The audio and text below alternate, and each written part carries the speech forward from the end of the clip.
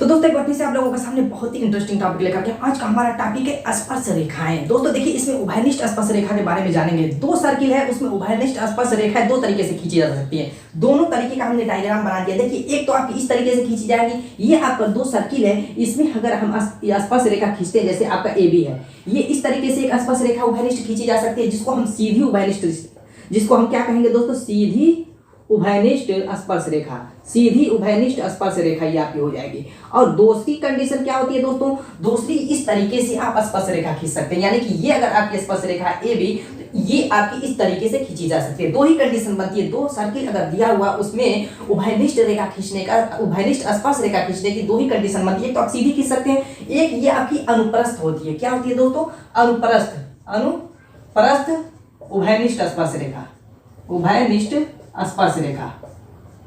तो दोस्तों इन दोनों टॉपिक पे बहुत ज्यादा एग्जाम में आपके क्वेश्चन पूछता है। बहुत ही सिंपल सा, बहुत सीधी ट्रिक है, चलिए जानते हैं। अगर दोस्तों देखिए ये अनुप्रस्थ कंडीशन है, इस तरह की कंडीशन बन रही है। अगर मान लेते हैं कि आपकी ये O1 है, ये आपका O2 है, यानी कि वृत्त की केंद्र जो है O1 O2 है, और यहाँ से अगर हम इसको मिला देते हैं दोस्तों, ये स्पर्श रेखा इस त्रिज्या को इस तरीके से मिलाएंगे तो आप जानते हैं कि किसी भी स्पर्श रेखा को और त्रिज्या के मिलने के बीच जो एंगल बनता है वो 90 डिग्री का होता है। इसी तरीके से इसको भी अगर हम मिला देते हैं यहाँ से यहाँ तक, तो ये भी एंगल जो बनेगा दोस्तों ये 90 डिग्री का बनेगा। इसकी अगर त्रिज्या हम R1 लेते हैं दोस्तों और इसकी R2 लेते हैं, इन दोनों के बीच की दूरी यानी O1 O2 के बीच की दूरी दोस्तों D ले लेते हैं, तो इस कंडीशन में अगर हमें AB यानी स्पर्श रेखा की लंबाई निकालनी रहेगी तो जो इसका सूत्र बनेगा तो सिंपल सा सूत्र है, AB बराबर हो जाएगा अंडर रूट D का स्क्वायर माइनस D का स्क्वायर माइनस ये आपकी जो है R1 जो बड़ी त्रिज्या है यानी बड़ी सर्किल की पहले लेंगे, यानी कि जो बड़ी रहेगी उसी में से घटाएंगे दोस्तों, R1 माइनस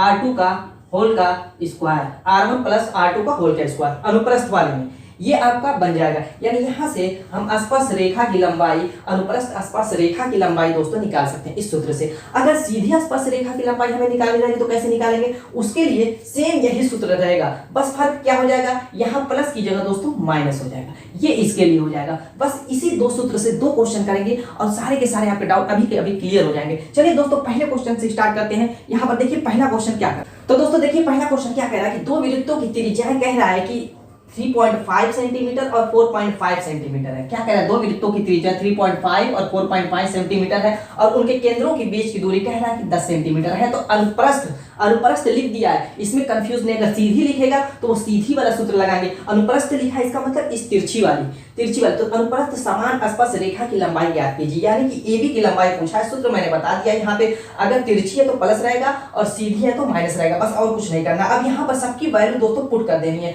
हमें यहाँ पर AB का मान निकालना है, D का मान दिया हुआ है क्वेश्चन में, देखिए कितना दिया हुआ, 10 सेंटीमीटर, और आपका R1 दिया हुआ है दोस्तों 4.5 सेंटीमीटर, और R2 हमेशा जो बड़ी वैल्यू रहेगी उसी को R1 लेंगे, जो बड़ी वैल्यू रहेगी, ताकि घटाने के बाद माइनस कंफ्यूजन न रहे।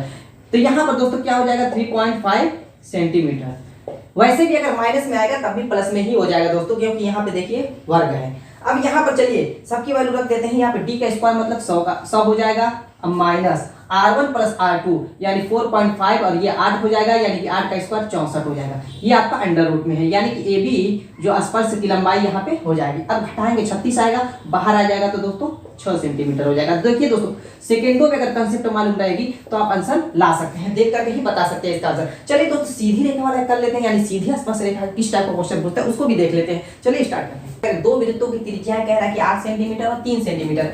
इस तरीके से दो वृत्त है दोस्तों, कह रहा है कि एक की त्रिज्या 8 सेंटीमीटर है और दूसरे की कह रहा है कि 3 सेंटीमीटर है। यदि इन दोनों वृत्तों को स्पर्श करने वाली सीधी उभयनिष्ठ स्पर्श रेखा, सीधी उभयनिष्ठ स्पर्श रेखा कह रहा है दोस्तों कि लंबाई कह रहा है, इसमें देखिए स्पर्श रेखा की लंबाई दे दिया है, कह रहा है कि 10 सेंटीमीटर है। क्या कह रहा है, 10 सेंटीमीटर है। तो वृत्त के केंद्रों के बीच की दूरी क्या होगी, यानी कि इस D की, यहाँ से O1 था, ये आपका O2 है, तो इन दोनों के बीच की दूरी यानी D का मान इसमें पूछ रहा है, D का मान पूछ रहा है। तो कोई दिक्कत की बात नहीं है, आप AB मान लीजिए, इसको मानते थे AB, तो AB का सूत्र क्या था, सीधी उभयनिष्ठ स्पर्श रेखा में AB का सूत्र क्या था दोस्तों, यही ना था, D का square minus R1 minus R2 के होल का स्क्वायर, यही था। तिरछी वाले में यहाँ पे प्लस हो जाएगा, बस यही फर्क पड़ता है, इसमें ये माइनस रहेगा, तिरछी वाले में प्लस रहेगा। तो यहाँ पे माइनस था, तो हम क्या करेंगे दोस्तों, D का मान निकालना है, तो सबकी वैल्यू पुट कर दीजिए, कुछ दिक्कत की बात है नहीं। AB का मान दिया हुआ है तो AB का मान रख दीजिए, यहाँ पे 10 हो जाएगा। 10 हो जाएगा। और यहाँ पे हमें निकालना है डी स्क्वायर का मान, डी का मान निकालना है, तो वैसे ही रहने दीजिए। -R1 - R2 यानी कि 8 में से 3 जाएगा तो दोस्तों 5 आएगा, 5 का स्क्वायर दोस्तों क्या हो जाएगा 25 हो जाएगा।